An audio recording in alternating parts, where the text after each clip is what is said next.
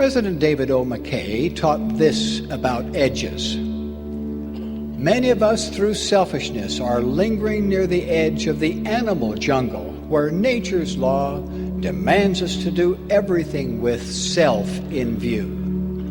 The Lord said, "Look unto me in every thought, doubt not, fear not." I have learned that such faith gives emancipating power.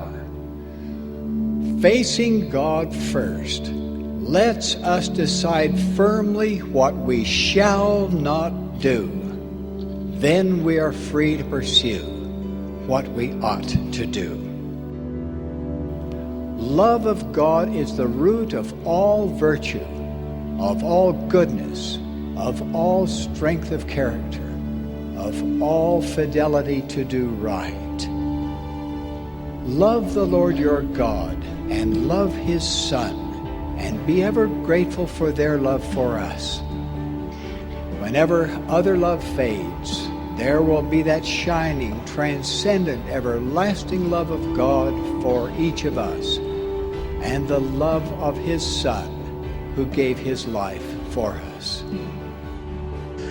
It seems clear that the essence of our duty and the fundamental requirement of our mortal life is captured in these brief phrases from any number of scenes in the Savior's mortal ministry. He is saying to us, trust me, learn of me, do what I do. Then, when you walk where I am going, he says, we can talk about where you're going and the problems you face and the troubles you have.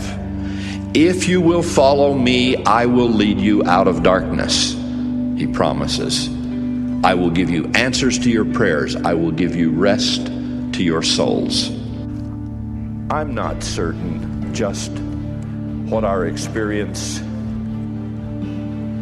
will be on Judgment Day, but I will be very surprised if at some point in that conversation God does not ask us exactly what Christ asked Peter.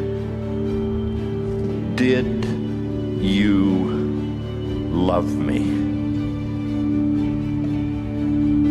I think he will want to know if in our very mortal, very inadequate, and sometimes childish grasp of things, did we at least understand one commandment? The first and greatest commandment of them all. Thou shalt love the Lord thy God with all thy heart, and with all thy soul, and with all thy strength, and with all thy mind. And if at such a moment we can stammer out, yea, Lord, thou knowest that I love thee, then he may remind us that the crowning characteristic of love is always loyalty.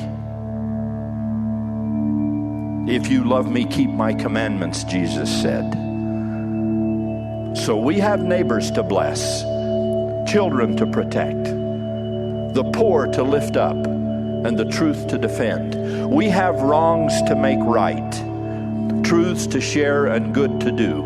In short, we have a life of devoted discipleship to give in demonstrating our love of the Lord.